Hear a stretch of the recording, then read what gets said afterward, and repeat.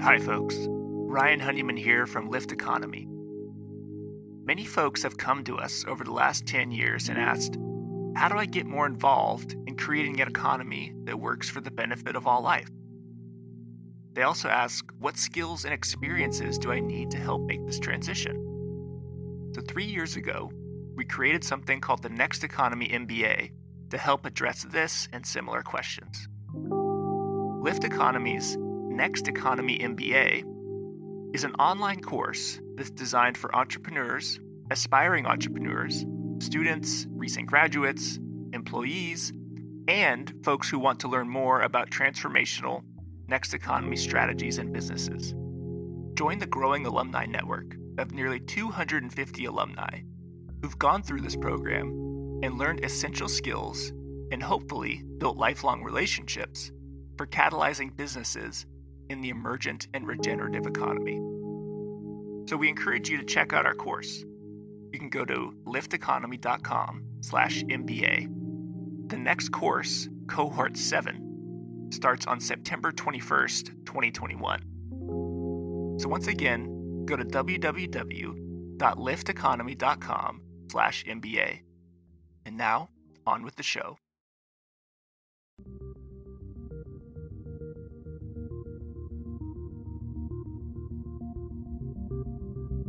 Welcome to Next Economy Now.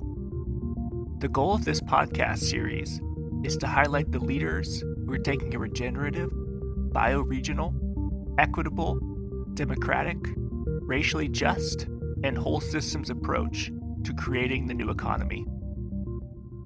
Carol, welcome to the show. Thank you, Ryan. It's a pleasure to be here. Carol, we often start with a question around your background. I'm curious, how did you first get into the type of work that you're doing today? Well, I guess I can say I was born into it. I'm a child of the civil rights movement. I'm so fortunate, quite frankly, to have lived during these times. I've grown up at age 11 when I marched with my family during 1963 on the March on Washington for civil rights. I've grown up seeing the barriers broken down so that I could go to schools that were not initially open to me, so that I could live in neighborhoods that were not initially available for me, so that I could work in corporations that were not open to me, so that I could be a part of a campaign to help elect an African American to become president of the United States. I'm actually married to someone who grew up in North Carolina, and he grew up where the fountains indicated Black only and white only. So to have come from that period to today is a huge gift, quite frankly. And so it's only natural to want to study our history, how we move, how we advance diversity, and how we continue to advance all people of color and all people of difference. And Carol, I think you have a unique perspective saying that, because I'm curious for your thoughts on, people often say it feels worse today with our current administration. And I'm curious, is it just that people are more aware of what's already been happening? Or like, what is your thought on this sort of theory of like, it's worse with how things are today, or is that just a myth and now we're actually more aware of what has been happening? Well, first and foremost, from a personal basis, I'm so cognizant that so many others for hundreds of years sacrificed, fought, and died so I could be sitting here. So the job that I have to do is so small compared to what they did. So whatever obstacles we face today, it's nothing compared to what others had to endure. So I choose to take a longer view at this. Each generation has a responsibility. Our responsibility is to ensure we don't go backwards. I choose to look at this as history repeating itself, that the Civil War is equivalent to the Civil Rights Movement. Out of the Civil War, you had Reconstruction, where you had African Americans, congressmen, senators. Out of the Civil Rights Movement, you had a black and African American, literally, president. But out of Reconstruction grew the Ku Klux Klan. And so what is growing out of the fact that we had an African American president? What we're seeing has always been there. I really value John Siegenthal, who's passed away now. But when we had a conversation about Katrina, he said to me that Katrina, what we were seeing happening in New Orleans was really, you were taking away, you were peeling away the ugly scab of racism. That it had always been there, but it was a scab over it. You didn't see it, but it was always there. So in part, we're seeing what was always there. In some part, it's best that it all just get out and that all of America see what the worst of us could be so that we can work together to be a better America. And so I'm not appalled by this because it's always been there. I'm more hopeful that there are more people who choose not to be like that and will work to advance our country. Yeah, I'm in deep accord with that. And maybe what I've recognized of this current time, and this is before we get into your amazing work and your amazing book. I'm sorry, this is just a thread, but I've noticed that among my progressive white contacts, what has happened with this president, it has ripped away the veil that there is some sort of progress and like we're all kumbaya. And so if there's one benefit of the current administration, white people I know are starting to really be like, wow, there is so much here. If there's a benefit, can't really call it that. But. Right. Well, what it is saying that everyone doesn't think like me. And I think that's important to understand, that while one might think one way, it's important to acknowledge everyone doesn't think that way. And it's also important to acknowledge, why do other people think that way? And what can we do to bring them along? Because at the end of the day, we don't want to discriminate against anyone. But it's really important for us to understand why others choose to hate others. And what can we do to make their lives better so that they can see the benefit that we all have of advancing each other together? So let's move to the partnership, and then I'd love to hear more about the book. And so can you give folks what is the partnership and what kind of work do you do? Mm-hmm. I have the pleasure of being the president and CEO of an organization called the Partnership. We've been in existence for 31 years. We are based in Boston and have national reach. We were started in Boston out of our busing crisis.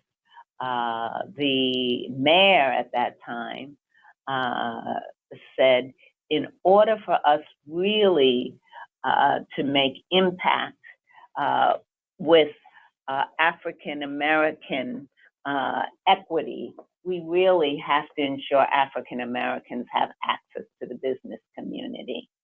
And so the partnership was created focusing on advancing African Americans in corporate.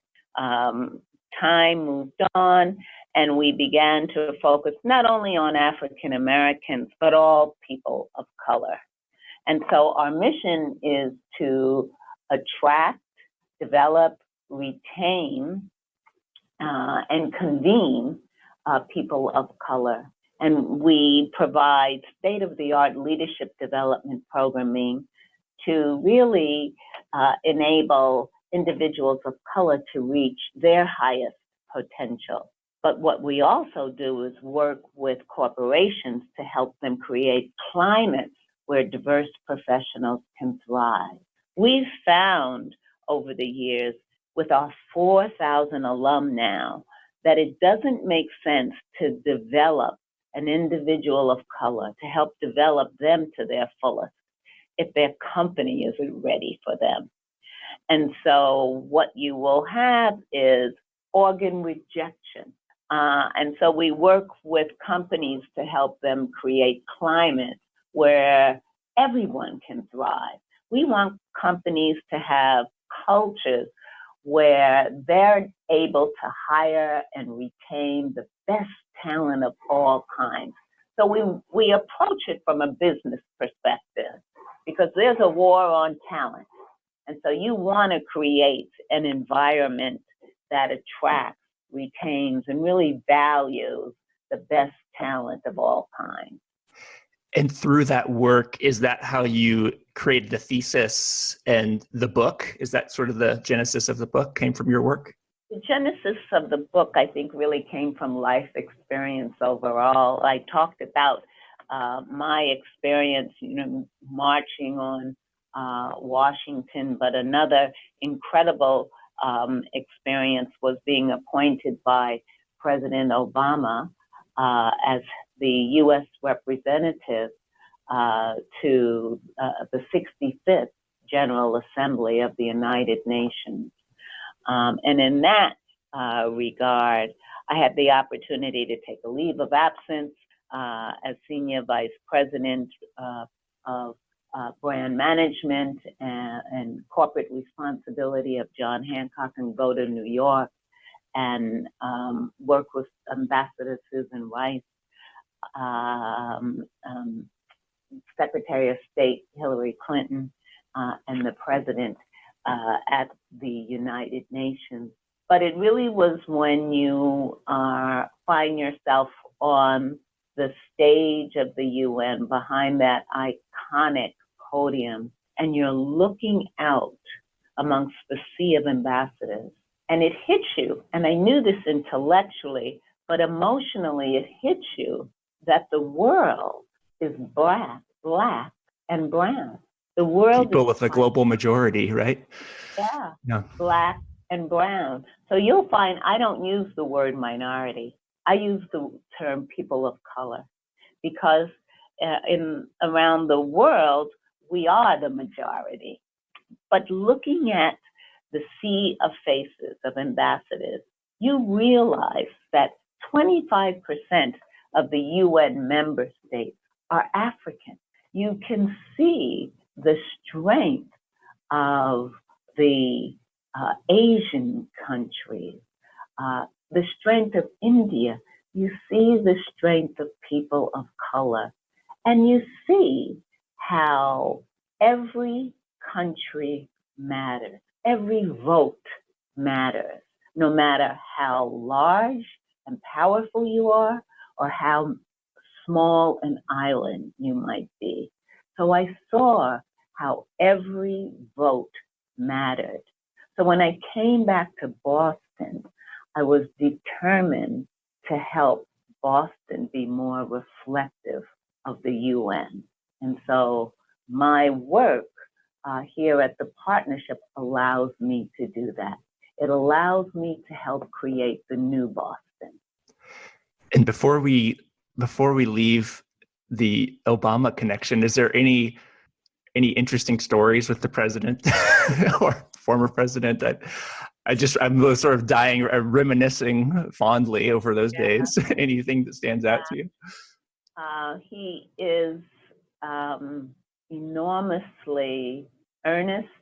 He's a man of character, but he has an incredible sense of humor. As you know, he's a great family man, and he remembers you. I remember early on, he would come to Boston, and every time he would come, I would go up to him and I would say, Senator Obama, I'm Carol Fulp, and I created Massachusetts Women for Obama. And one time he said to me, he said, oh, I know who you are. And I said, oh, well, I just wanted to, he said, wait a minute. He said, every time I come into town, now what is I come into town about every 3 months or so? And every time I come into town, you tell me who you are. I told you, I know who you are. And I said, well, you know, there's lots of people who look like me and you go lots of places. And he said, I know who you are. And then I said, and I wanted to introduce you to my friend, Professor Rosa Beth Moss-Cancer. And he said, and I know who she is too. So again, I value that he remembers you, that he is earnest, that he cares about people, and that he is just a good person at the end of the day. And he's a good family man, as you well know. Oh, thank you for that. I needed that story. I felt embarrassed. I was just trying to help him out.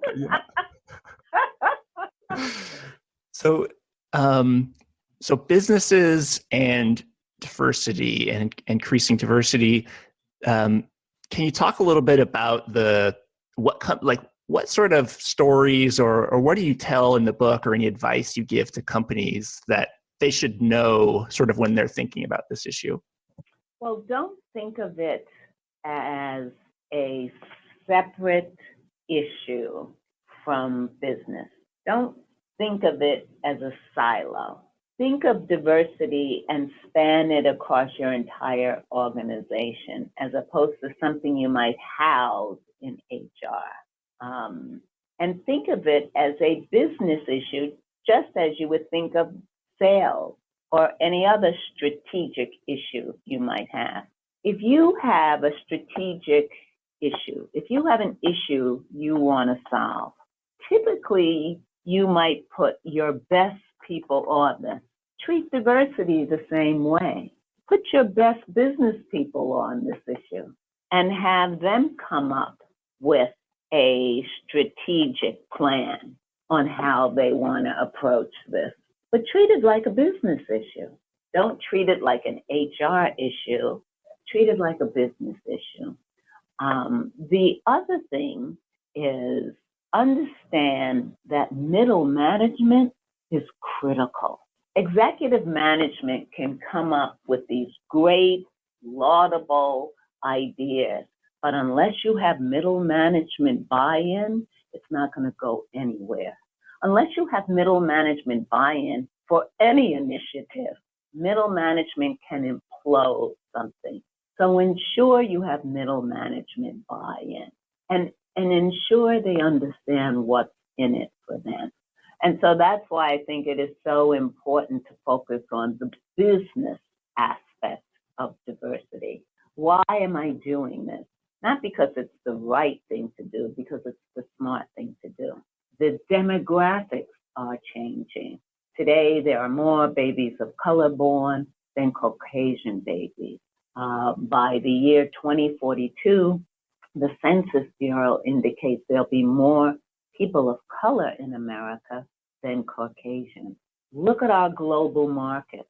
If we're going to produce goods and services for those global markets, we have to have people inside our businesses who look like those global markets, who understand those global markets, who can produce the goods and services for those markets. And if we don't do that, rest assured our competitors will. and they will win. So if we approach it from a business perspective, we can look at it as it just makes good business sense. So let's not look at it as a single issue, but let's look at it as a business issue, and let's put our best business minds behind it. Let's engage our middle management, and let's explain why we are looking at this issue. Let's explain why we're embracing this, just as we would explain why we are embracing technology. It's no different. You know, you remind me of a quotation. The founder of Patagonia, the clothing company, was talking about nature thrives in diversity. So we have a lot of monoculture crops in the Midwest and other places. And it made me realize, wow, you know, organizations that are all white men it's like we're not even realizing that, you know, our natural systems operate best with diversity. Like they're very diverse and they combine and bounce ideas off each other. And why is that not reflected in our organizations? So that was, that stood out for me. And it also feels sad that we have to make the business case, you know, like, you know, we're not at a point maybe in society where it's the moral case is enough. Well, don't make the moral case. I don't buy that, because businesses are not about morality. You don't go into business for morals. So I like making the business case because it is about the bottom line. And so I want to share, here is why it's profitable for you, because it'll stick. It'll stick when people understand that here's the business value. Because it's about business. I'm a business person. So, you know, if it's about business in lean times, it'll stick. If it's about, well, this is the moral or the nice thing to do, in lean times, it may be cut. And so that's why I always like approaching it from here's the business value. Here's what I get out of it, so that it is appealing to people who are not diverse. We're trying to convince people who are not diverse to embrace this, and that's hard to do. Your point about the fact that you want diversity of thought is terrific, because study after study indicates diversity of thought produces innovation, and it is so critical to have different voices, different perspectives around the table in order for you to produce the best ideas. Having the same type of individuals around the table tends to produce group think, and you won't get, you know, really creative or innovative ideas. And in today's business world, you really want to stay ahead of the curve. And so you want to have these exciting conversations where people are challenging you or adding a perspective that you never thought of. And that goes for any type of group. I don't want to be in a business, at least for me, where there are all African American females. I will learn more where there are diverse individuals of all kinds, because I'm going to learn perspectives that I never thought of before.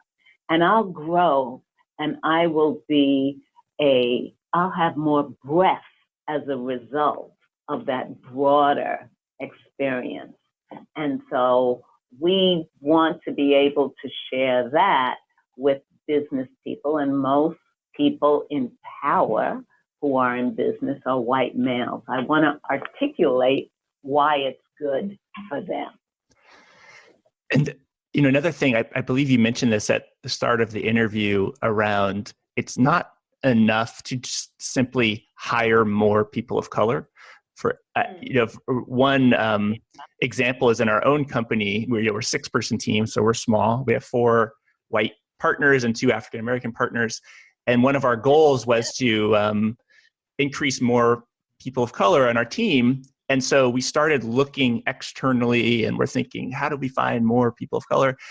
And we talked to a few people, and there was some interest, but there was also a little bit of a gap and we realized, what are some of the things that maybe we're missing in our own company first around how do we operate? How do we think about our vision of our company? That there are some sort of very white-oriented ways of running the company that can actually be exclusive to the people of color. And I'm curious, how does that show up in the book or in your work, where sometimes the company before even, I mean, maybe it's both at the same time, but there needs to be some internal reflection about the company itself may have practices and procedures and policies that are actually exclusive. Well, I think it's important to understand that I think it's important to understand our society, which has nothing to do with us individually. So we can say, let's look at American history. And American history was built on slavery. So our institutions overall are old, and they're built to favor white males. So institutionally, the way that we think favors white males. Believe it or not, I'll give you an example. Here in Boston, someone told me this, that there was one institution where if you were a woman and wanted a loan, up until 1980, you needed your husband to sign for you. So there are these institutions, and that was there from years, but they hadn't thought to change it. So institutionally, we have these systems that are set up to favor white males. White males are taught to be assertive. You'll find that white males, you'll find there's the saying that males are promoted on, women are promoted on performance, and men are promoted on potential. Because when women, because of our society and how we are taught and groomed, feel, I have to have every single skill. Men are taught more team-like, go for it. So, I got 5 of these skills, 5 of the 10 skills, I'm gonna go for it. And so their wealth then winds up being greater. So there are just these institutional boundaries that bind us. I can tell you, I've walked into a company today, a beautiful company, and they had this beautiful painting, big, large painting of people on a street, several people on the street in the reception area when we were to sign in. Beautiful, huge, and all of the people were white. Now, what do you think that said to me? Signing in, giving my ID, what do you think that said to me before I even got up to the meeting reception? So that's saying they don't get it. They don't get it and that's unconscious bias. And so if they don't get that, there's other unconscious biases that they're not getting. Studies indicate that you're 30% more productive no matter who you are, if you can bring your best self to work. So if I'm in an environment where I feel my difference is valued, then I'm 30% more productive. So when I go for an interview, I look to see the pictures on the wall because it tells me whether I'm represented there or whether you think I'm invisible. I go to an interview and I arrive early because I'm interested in seeing who's walking by. I'm looking to see how diverse the population is. And so those signals are really important. I'm looking to see if all of the diverse people are entry level or are there senior people who are diverse. I had one colleague say to me, oh, no, the executive level is really diverse. The executive floor is really diverse. And I knew that company. And I said to them, yes, but how many are in offices? So from their lens, they felt they were doing the right thing because there was diversity on the executive level, but they didn't realize that all of the power was white male.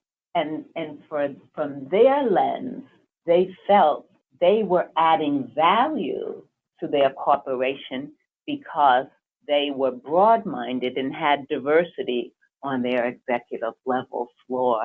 And so that's why it's really important and really good to have conversations.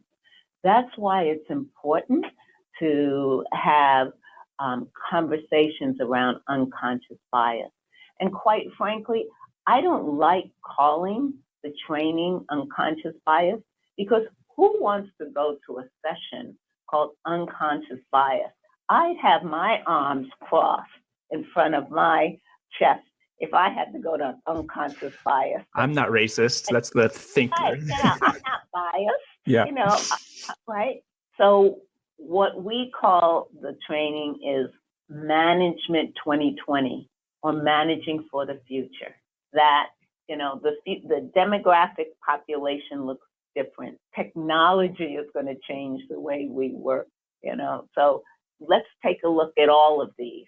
And when we're looking at the demographic shift, and when we're looking at how do we manage people who are different from us, what are some of the things that might get in the way? So let's talk about that, and let's unpack that. So that's the way we approach that, because all of us want to be good managers, and we want to improve our management skills. And so let's talk about it in terms of how do we be a good manager, and recognizing there are 4 generations in the workplace, and each one has really needs to be communicated differently. And so as a good manager, how do we do that? And so, also then there's such a diverse workforce. As a good manager, how do we manage all this diversity? And so, okay, so let's look at what we might be doing that might be getting in the way of being that good manager we want to be. You're bringing up so much. I mean, it's so excellent because there's this realization, I think, for, what I've realized in the past few years is if you're white and you're not thinking proactively about racial justice and equity and diversity constantly, then we're so taught, we almost default to normal, like how you described our normal culture, which in many ways is baseline, not many ways, it is baseline discriminatory. And so I really, yeah. And so it's really, I've learned that our role as white people too, is to really look at, we need to be thinking about this all the time and not just siloed into when are we thinking about hiring diverse people? It's how does this become part of our daily thought and just sort of examination, because otherwise it's so deeply rooted. How do we ever expect to root it out of our system? And one of the ways you can strategically develop your managers to think that way is because the people they are managing look different from them. So rather than do it because it's the right thing to do, you can say, now let's look at the people we are managing. So again, what's in it for me? If we are going to make this company successful, we have to ensure everyone is as productive as possible. The workforce looks very different than it does, 30, 40 years ago. People only stay in jobs 2 years. People work from home. There are all these different issues, and one of the issues is that people are far more diverse. So how do we manage diversity? How do we manage it well? And society has brought us up one way. Now, what you can say is we have grown up in a non-diverse society. You haven't grown up, for the most part, in a really diverse society. So you haven't had the experience. So you haven't had the need to think about these things. But now in a business where you're marketing to diverse markets, where you're marketing the global markets, and it's critical that you have diverse markets inside your company to produce those goods and services. These are skill sets you now need in order to make your business successful. So how do we add that skill set to your toolkit? So we look at it positively as opposed to, negatively, because what we don't want to do is shame and blame. We don't want to do that. But what we want to do is acknowledge you haven't had a need to do that. But now it's a totally different day, just with technology. There's so many different changes. And just like with every change in business, we give you the tools you need to adapt. And that's what we're doing now. And so we're helping you think through things differently. Carol, one question around what advice would you give? This is a conversation I'm having in my personal life, but also in professional, I imagine for many people, is what do you say, how do you personally approach someone who doesn't believe that there needs to be more diverse, or perhaps election of President Obama proves that there's, we've achieved racial diversity. Do you tend to say, I remember Seth Godin in marketing said, only sell to people who already believe what you believe. And I'm curious, do you tend to say like, well, there's people who are just really entrenched in their beliefs and I'm not going to waste my time and energy engaging? Or do you say, it's important to engage everyone, and even if they're sort of, against a lot of the things that I or you stand for, it's still important to engage them. I'm curious how you balance that in your own personal and professional life. I'd like to think that education is power, and that the more we talk about these complex issues, the more we have these racial dialogues, the more we're able to break down barriers. I'm a person who grew up with barriers because of perceptions people had. My responsibility is to help break down perceptions as best as I can. And so I'm comfortable taking that on. And it just makes, for me, good business sense. It makes good personal sense. And I think that's what is needed in our country today. We're not post-racial. We see that now. But I do know there are people who value inclusion from a business perspective, from a personal perspective, and they are people who we want to engage, who can only help our country be better. But I also feel we need to listen and understand why those others are really angry. And someone else might be having them blame someone or blame the other. But if we could understand why they're really angry and address the issues why they're angry, I think the commonality of our interests is far greater than that of our disinterest. So I would really prefer to work on, this is what we have in common. And so let's work on that together. It's a great answer.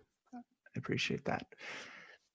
In the last 5 to 8 minutes here, one of the things we like to ask guests is, what can the listeners do? Obviously, buy the book, and Success Through Diversity, Why the Most Inclusive Companies Will Win, available now. And what else, what else can listeners do to really help you grow this next economy? Well, I think one of the things that they need to do is, when hiring, it's so comfortable. We all are so comfortable in hiring people who look like us, who we're comfortable with. So I ask that people get out of their comfort zone and hire people who are different from us. Think about hiring as, you need a whole set of different skills when you hire, but you also need a whole set of different attributes, and that attribute is diversity as well. So while I'm a woman and may feel more comfortable with women and like being a woman, when I came to the partnership, it was all women. And while I'm quite comfortable and really love being a woman, I felt we were at a disadvantage. And so my first hires were male, so that we could operate better. And our culture has changed because now we have different types of voices at the table. So if you're in a hiring position, hire people who are different from you so that you can have different lenses at the table. If you are not in a hiring position, reach out to someone of difference and form a relationship with them. And difference doesn't necessarily have to be racial.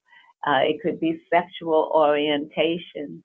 It could be disability, but just open oneself up to difference. And I think that makes all the difference in the world. That's really critical. And where can folks find out more about your work? Maybe best way to get in touch if they want to work with the partnership, or anything else you'd like to say? You can find us online at the partnership inc.org. We have a great website. Please look us up. You can contact me through the partnership inc.org, and we're happy to work with you and happy to advance diversity and inclusion in your company and your organization.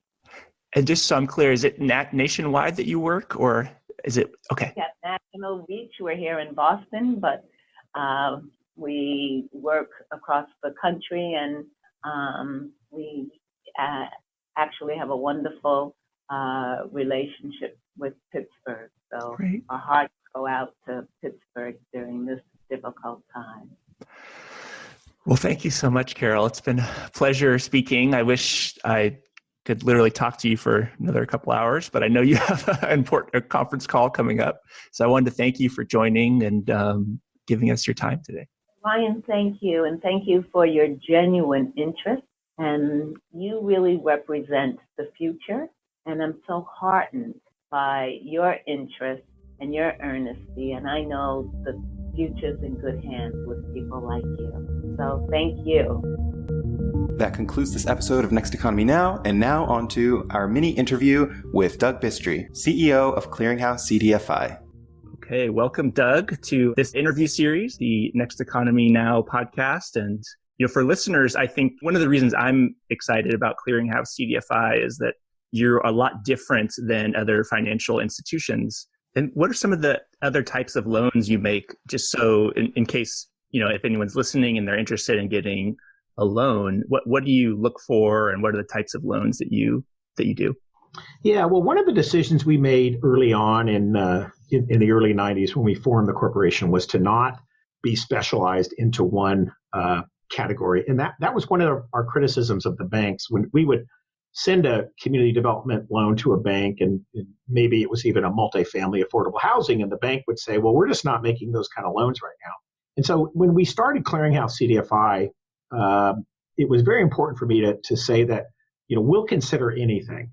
And sometimes people say to me, Doug, tell us about the lending programs you have. And I say, well, we don't have any programs. We'll look at anything. And for us, if there's a good chance we can get paid back and there's a tangible community benefit, why then we can consider it. And so, of course, we do a lot of affordable housing. We do a lot of loans to nonprofits for things like Boys and Girls Clubs, community centers, health centers. We've done a good number of charter schools. We've done faith-based projects. We've done educational or incubator projects. We've done some infrastructure. We did a wastewater treatment plant on the Navajo reservation, which was really exciting. And believe it or not, we even made a loan on a railroad, and our collateral was the engine and the track. But it was an important railroad to stay open for a couple of small businesses in rural Arizona. So we have a very diverse portfolio, and that's something that we're very proud of at Clearinghouse CDFI. That's incredible. I had no idea that was so diverse, the different things, like even the railroad as collateral. It seems very innovative. Yeah, again, sometimes my underwriting department rolls their eyes when I come down and I say, hey, you guys, I got an interesting loan for you. But I think we've done a great job of it. And it speaks to, again, as a CDFI, I think the more standardized we become, the more conventional we become, I think we start to look like, the banks that were out there, we don't want to become like the banks and say, well, we can't do this because it isn't this. We want to be really inclusive and have the ability to look at any project that comes to us that has a community benefit. One of the things, Ryan, is the financial system in the United States has changed from what it was. And, we now have, non-regulated banks making a lot of loans. And part of that is, the insurance industry. And I don't know if you know, but I'm very active on the COIN board in California, which is designed to promote insurance company investments in low and moderate income communities. But I really am disappointed overall in the insurance industry's approach to doing good in the community. They, as you know, Ryan, they do not have CRA. Insurance companies are doing a lot of lending, but they don't have any requirements to give back to the community. Now, having said that, there are some great exceptions. I think Prudential and Farmers and also AAA are three insurance companies that I would point to that are doing a fantastic job of giving back to the community. But you think of all the insurance company money, all the premiums they're taking, particularly in the state of California, the amount that they're reinvesting back in the state is very little, in my opinion. And I think that's an area where I'd love to see there be a little bit more activism or interest or concern.